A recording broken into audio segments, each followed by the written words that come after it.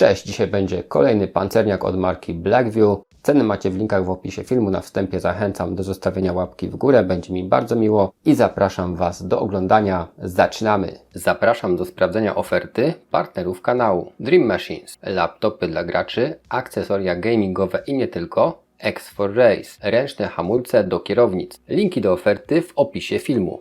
Oto zawodnik wagi ciężkiej. Dosłownie. Jest to zdecydowanie król pancerniaków. Na pewno pod względem wagi i wymiarów. A samym specyfikacjom przyjrzymy się za chwilę.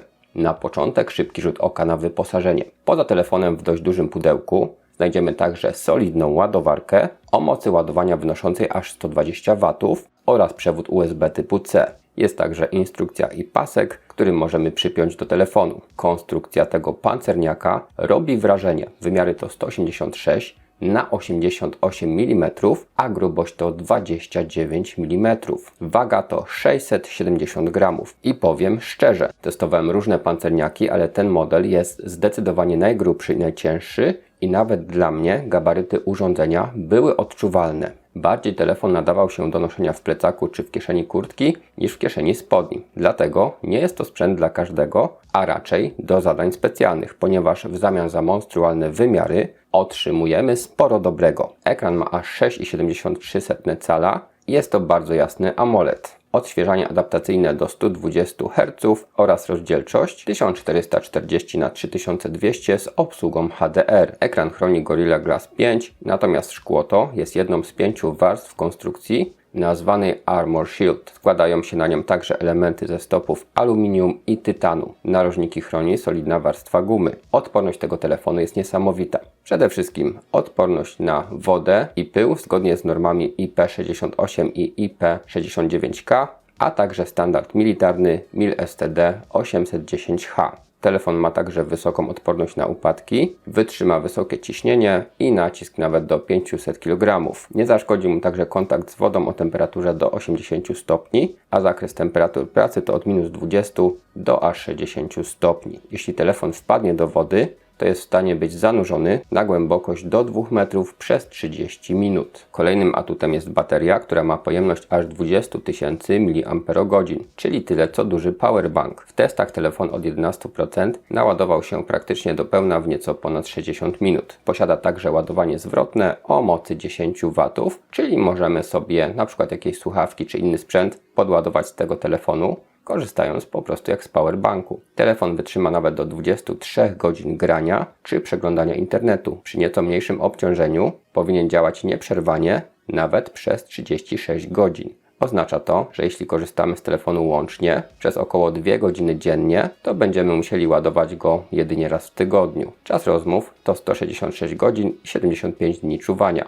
Poza standardową latarką znajdziemy tutaj także potężne światło kempingowe, które działa nawet do 100 godzin na jednym ładowaniu telefonu. Jego moc to aż 467 lumenów i działa w kilku trybach. Robi to wrażenie. Zarządzanie energią powierzono protokołom AI, a dzięki swojej grubości telefon nie ma problemu z odprowadzaniem ciepła, nawet przy szybkim ładowaniu czy dłuższym graniu. Ale co ciekawe, podzespoły również są mocne. Procesor to wydajny MediaTek Dimensity 8300 z obsługą sieci 5G.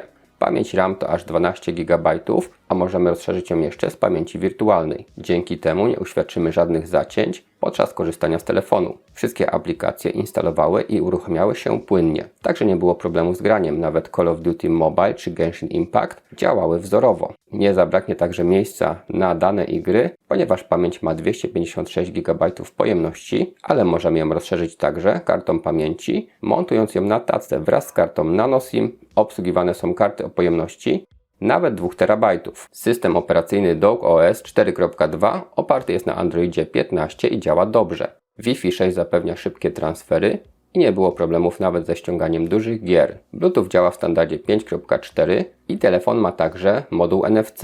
Do tego precyzyjny żyroskop i kilka modułów łączności GPS. Łączność telefoniczna działa w standardzie Dual 5G VoLTE z obsługą eSIM. Odnośnie aparatów, z tyłu znajdziemy 50-pikselowy aparat GN9 marki Samsung. Do wyboru mamy kilka trybów i możliwość nagrywania filmów nawet w 4K i 60 klatkach. Jednak autofokus działa dość wolno, np. podczas filmowania, co nie do końca mi odpowiadało. I mimo niezłych specyfikacji na papierze, Jakość obrazu i dźwięku w filmach nie powala. Przedni aparat ma 20 megapikseli i działa przyzwoicie, chociaż nie jest to smartfon fotograficzny, to z obu aparatów da się skorzystać.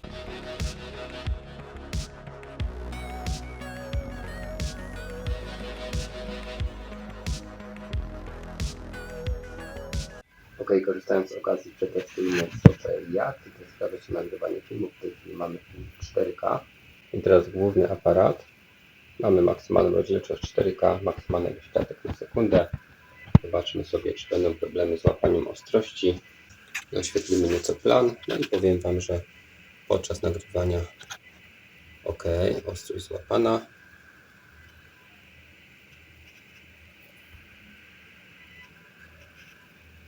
Chwilkę to temu aparatowi zajmuje.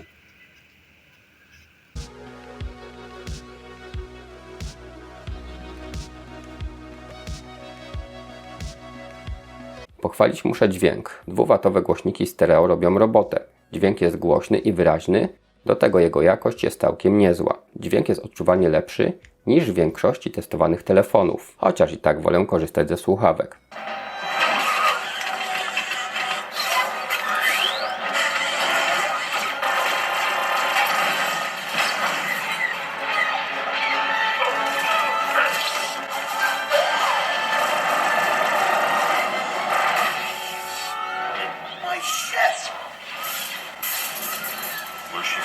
Czytnik linii papilarnych działa nie najgorzej i umieszczono go w ekranie na wysokości około 1/4 ekranu od dołu. Oczywiście nie zabrakło też odblokowywania poprzez inne metody, w tym rozpoznawanie twarzy. Zbliżając się do końca, muszę wspomnieć o jeszcze 2 mankamentach, które zauważyłem w testach. Ekran jest bardzo wytrzymały sam w sobie, jednak wymaga założenia porządnej folii hydrożelowej. A to dlatego, że strasznie się brudzi i zbiera odciski palców. Druga sprawa to przyciski. Po prawej stronie mamy przycisk zasilania, od lewej 2 przyciski do regulacji głośności i dodatkowy przycisk programowalny. Ja tam ustawiłem włączanie światła kempingowego poprzez długie przytrzymanie przycisku, a pojedyncze kliki przełączają tryby tego światła. Natomiast jaki jest problem z tymi przyciskami?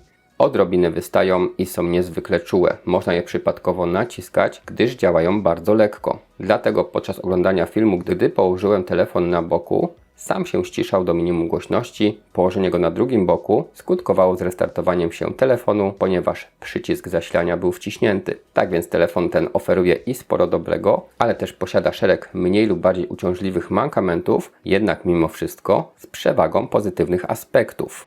Podsumowując, telefon pancerny, czyli nie boi się on ani upadków, ani wody, ani innych trudnych warunków. Natomiast kiedyś pancerniaki kojarzyły mi się z tym, że telefon jest jak cegła, faktycznie wytrzymały, pancerny, ale samo działanie telefonu jest co najwyżej przeciętne, a często pozostawiało wiele do życzenia. W przypadku tego modelu nie brakuje pamięci operacyjnej, podzespoły są mocne, aparaty są nie najgorsze, czyli na tym telefonie nawet da się pograć w gry, da się po prostu korzystać z niego jak z normalnego średniopółkowego smartfona, ale mamy dodatkowo pewność, że żadne warunki mu nie straszne. Czyli po prostu taki telefon ciężko uszkodzić, czy wręcz zniszczyć. Dlatego dla osób, które potrzebują podwyższonej odporności, taki telefon będzie świetnym wyborem.